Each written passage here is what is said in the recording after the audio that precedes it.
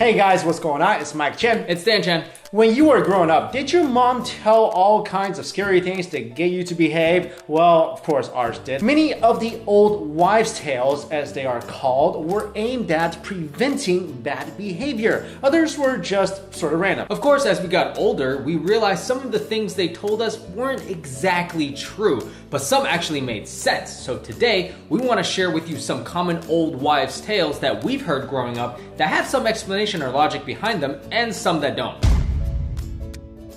Number 1, a man who shakes his legs will be poor. This saying originated from China. Chilly legs, shaky legs, whatever you want to call it, but leg shaking is incredibly common, especially when one hasn't got enough rest. Hence, restless leg syndrome. So what does it have to do with being poor? Aside from being an annoying habit, many Chinese believe that leg shaking makes a person look less sophisticated and proper, since traditional Chinese culture puts a lot of emphasis on good posture and composure. Thus, just from appearances, a man who shakes his legs will seem like less of a gentleman. Also, from a medical standpoint, a restless leg indicates that a person could have liver and kidney issues. In Chinese medicine, this means a person has less control over internal heat, which means he will have a quick temper, be irritable, and irrational. These qualities will likely prohibit him from being successful in his career. Furthermore, there's a Chinese saying that goes, if a tree shakes, it will shed its leaves. If a person shakes, he will shed his prosperity. Shaking indicates instability and immaturity when it comes to handling money and life in general,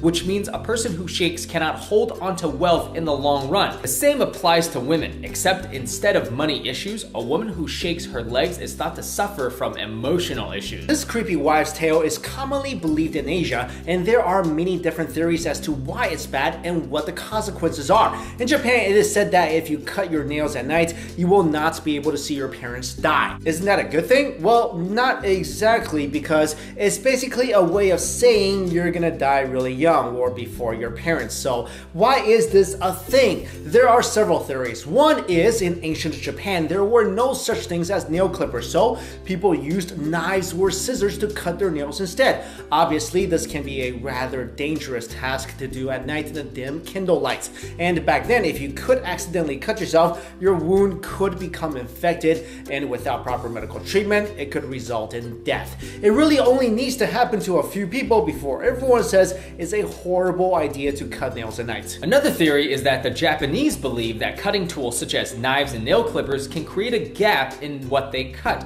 thus allowing spirits to get into the gap. So naturally, if you cut your nails at night when the spirits are roaming around, you risk having one squeezing in through your nails. Similarly, in China, they say that if you cut your nails at night, your soul will escape or you will get nail fungus. In Malaysia, cutting nails at night is said to attract ghosts. Today, people say that the tale was made up so that people won't accidentally cut a nerve near the fingers or toes. Especially in the old days when people used candles or gaslight, accidents tend to happen. This old wives' tale is more of a preventative measure to remind people that cutting nails is best done in the daylight or in a brightly lit room. Next, keeping the fan on at night can result in death. Death by fan is apparently a serious thing in Korea. There have been actual cases of deaths that resulted from running an electric fan on a hot summer night with the windows closed. To prevent this, one must crack a window open if the fan is running. The Koreans believe that running the fan in a hot enclosed room could kill a person through suffocation or hyperthermia. The scary thing is, we probably all did this at one point in our lives because it seems pretty harmless.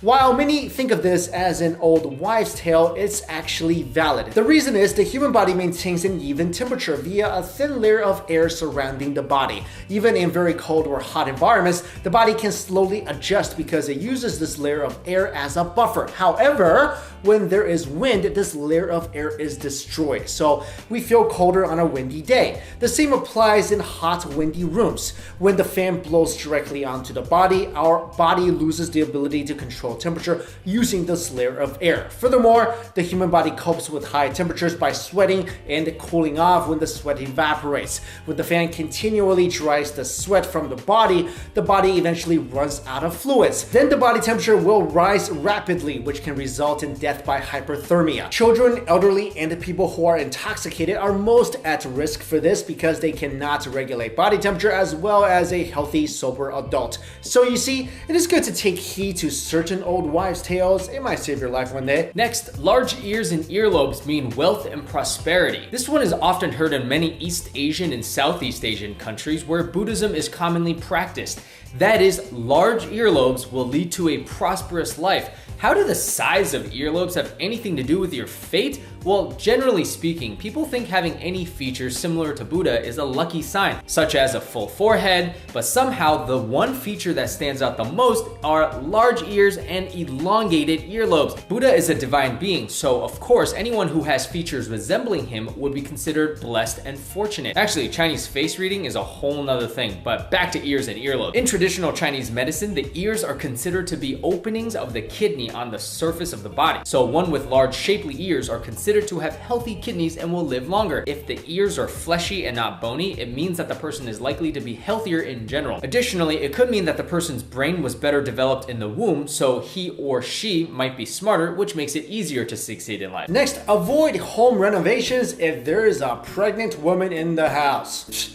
I could have told you that. This wives' tale sounds random, but it actually makes sense. The Chinese say that there shouldn't be any house remodeling done when a woman is pregnant. The reason is that major renovations will disturb the harmonious field that allowed the woman to become impregnated in the first place. In addition, once the fetus gets used to the magnetic field and sounds of a surgeon room, it may be disrupted if there are major changes, which may affect its growth. Red hot ears means someone is talking or thinking about you. You've probably heard at some point in your life that if your ears are red, someone is talking about you, good or bad. Depending on if you grew up in Asia or Western countries, some say it means someone is cursing you, others say that someone is thinking of you fondly.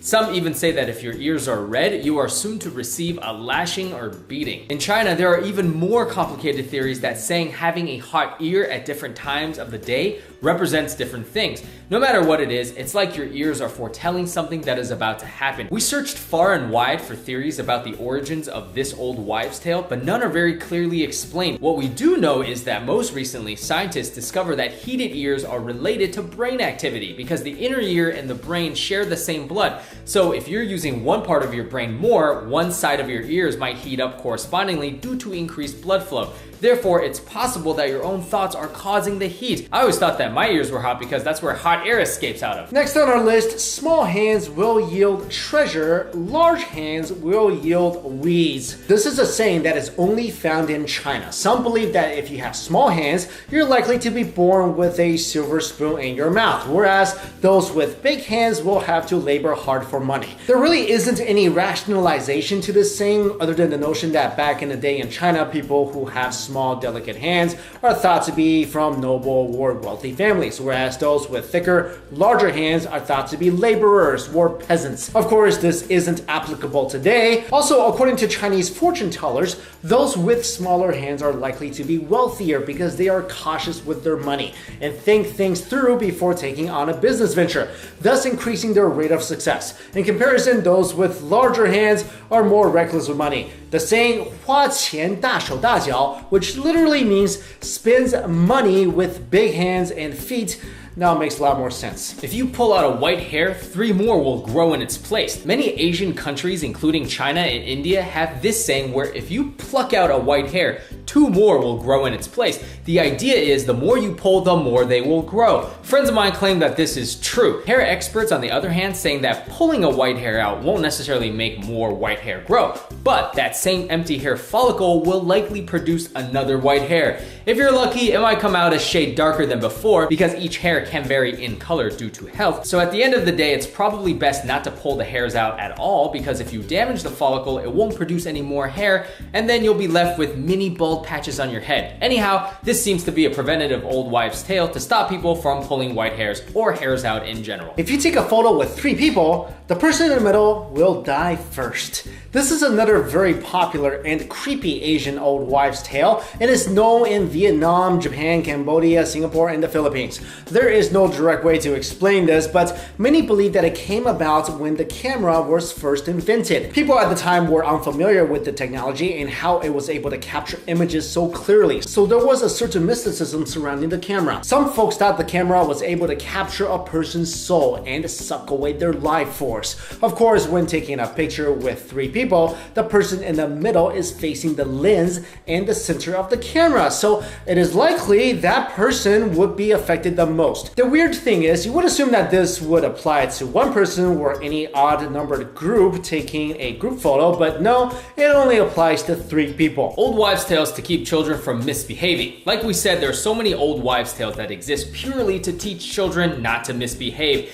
They don't have much logic behind them, but are simply used as scare tactics. Here are a few popular ones. Do not lie down after eating, or else you will turn into a snake or a cow. Avoid going to sleep immediately after eating a heavy meal at a late hour because you might never wake up. Don't let your children play outside the house after 6 in the evening, or else ghosts and spirits will steal them away. Sleeping with wet hair can cause dementia. Avoid swimming at night because the water spirits will make you drown and claim your soul. If you leave rice, your future spouse will have acne. If you peep at someone bathing, you will get a sty in your eye. So there you go, guys. Some Asian old wives' tales that we thought were interesting and some we heard growing up. And I don't know about you, but I heard about the leg shaking thing a lot because I shake my legs nonstop. I'm guilty of that too. Like my parents are always like, yo, you're gonna shake all your money away. Yeah, I get told that a lot. And not only do I shake my leg, but I personally shake. Like, I'm shaking all the time, even when I'm standing there. I'm just like shaking. Is that why you buy random stuff?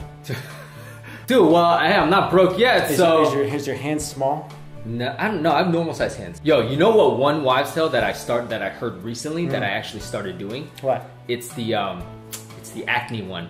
So on your spouse? On my spouse. So I always now finish every grain of rice. Is that because your girlfriend will beat the crap out of you if you don't? No comment, bro. No comment. But I'll tell you right now, I adhere to that one like it's my life. Yeah, because if you don't adhere to it, your life would literally come to an end. Yeah, but rice is delicious too. You know, I do that because it's delicious too. Oh, okay. Well, I mean, there's bigger reasons behind this, but we'll see. All right, guys, let us know your thoughts on these wives' tales. Which ones do you believe and which ones do you adhere to? And let us know if there's some more that you've heard that we didn't cover. Thanks for watching, everybody. See you. Bye.